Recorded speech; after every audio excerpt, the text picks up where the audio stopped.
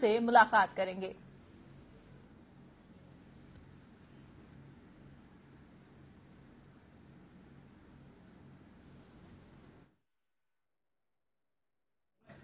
One rank one pension पर अब बवाल मचना तय है। दरअसल पूर्व सैनिकों की मांग अभी पूरी भी नहीं हुई है और अब रेलवे कर्मचारियों ने भी वन रैंक वन पेंशन की मांग कर डाली है। रेलवे कर्मचारियों ने कहा है कि उन्हें नजरअंदाज नहीं करना चाहिए। सुरक्षा कर्मियों की तरह उन्होंने भी देश के लिए अपनी सेवा समर्पित की है। All India railway men's federation के महासचिव ने कहा कि 7वें वेतन आयोग में रेलवे कर्मचारियों के लिए ओआरओपी के मुद्दे पर चर्चा हुई और फिर से मामला उठाया जाएगा। इस समय रेलवे में करीब 13 लाख कर्मचारी काम कर रहे हैं। अब ऐसे में सरकार के सामने ये एक बड़ी समस्या खड़ी हो गई है।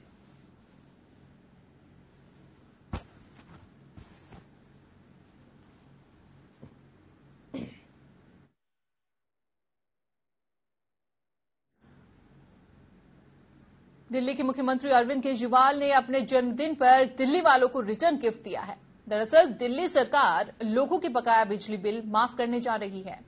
पुराने बकाया बिल जमा करने पर लोगों को 80% तक की छूट दी जाएगी। वहीं झुग्गी वालों के बकाया बिलों का निपटारा 250 रुपए प्रति महीने की दर से कर दिया जाएगा। ऊर्जा मंत्री सत्येंद्र जैन ने केजरीवाल को रविवार को इसकी जानकारी दी। सरकार ने इसके लिए ऑर्डर पास कर दिए हैं। अब इसकी आधिकारिक घोषणा भी जल्द की जाएगी। साथ ही दिल्ली सरकार ने चोरी के मामले खत्म करने की योजना भी बनाई है।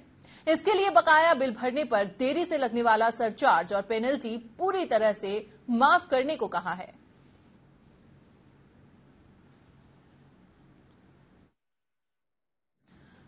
पाकिस्तान ने फिर एक बार सीज फायर का उल्लंघन करते हुए जम्मू कश्मीर के पुंछ में 4 सेक्टरों को अपना निशाना बनाया। पाक की तरफ से की गई फायरिंग और मोर्टार बम की गोलीबारी में एक सरपंच समेत 6 लोगों की मौत हो चुकी है, जबकि आज सुबह से बालाकोट में पाकिस्तान ने फिर गोलीबारी शुरू कर दी है। इस फायरिंग में एक महिला की मौत हुई, जबकि 30 से ज्यादा गांव इससे प्रभावित बताए जा रहे हैं। पाकिस्तान की ओर से फायरिंग में भारी हथियारों का इस्तेमाल किया जा रहा है। पाकिस्तान की ओर से रिहायशी इलाकों पर भी मोर्टार दागे गए। कई इलाकों में लगातार फायरिंग हो रही है। पुंछ के मेंढर सेक्टर के बालाकोट में सांदाकोट, बसूनी, बरूच पर मोर्टार से हमले किए गए। घरों को भी पाकिस्तान की फायरिंग में नुकसान पहुंचा है। वहीं भारतीय स्थानों पर गोलीबारी का भारतीय सैनिकों ने करारा जवाब दिया।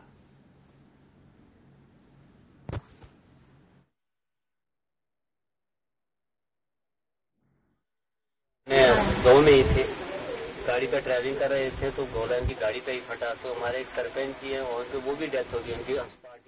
तो ये खून में लथपथ थे, तो सीरियस थे। तो सीरियस हालत में हमने दारगुल लाया, तो वहां से फिर हम सीधे यहाँ ही ले आए, रेफर किया। 2 कैजुअल्टीज ऑन स्पॉट। तो यहाँ पे हमारे पास अभी 4 पेशेंट आए थे, जिनमें से एक तो ब्रॉड डेड है।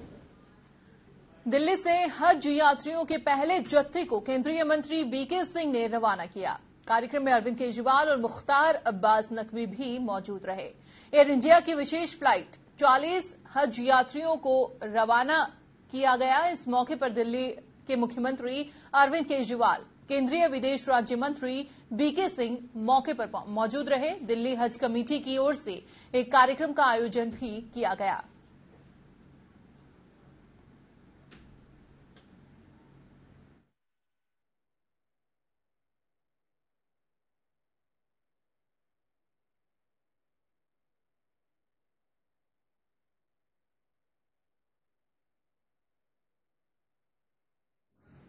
मध्य प्रदेश के मंदसौर में हुए नगर परिषद चुनाव में कई सालों बाद बीजेपी की जीत हुई है और कांग्रेस को करारी हार का सामना करना पड़ा। वहीं बीजेपी कार्यकर्ताओं ने आतिशबाजी के साथ विजय जुलूस निकाला। मुरैना, उज्जैन, महापौर सहित 8 नगरीय निकायों में बीजेपी ने जीत हासिल की। कांग्रेस केवल सारंगपुर में ही जीत हासिल कर सकी। वहीं छतरपुर के घुआरा में निर्दलीय उम्मीदवार अरुणा राजे विजयी रहीं। उज्जैन में मेयर पद पर बीजेपी की उम्मीदवार मीना जोनवाल ने कांग्रेस की उम्मीदवार कविता गोमे को 30,000 से ज्यादा वोटों से हराया। मुरैना नगर निगम चुनाव में बीजेपी के महापौर उम्मीदवार अशोक अर्गल ने जीत हासिल की। उन्होंने कांग्रेस के राजेंद्र सोलंकी को 10,000 से ज्यादा वोटों से शिकस्त दी। पार्षद पद की 47 सीटों में से 16 पर कांग्रेस, 14 पर बीजेपी, 8 पर बसपा और 9 सीटों पर निर्दलीय ने कब्जा किया।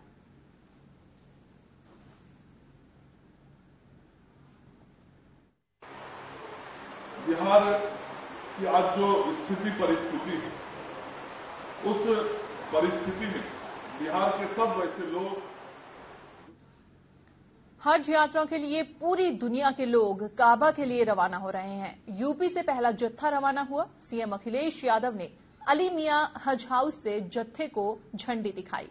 पहले जत्थे में 350 हाजी शामिल हैं। आपको बता दें, पिछली बार हज यात्राओं का पहला जत्था 27 अगस्त को रवाना हुआ था।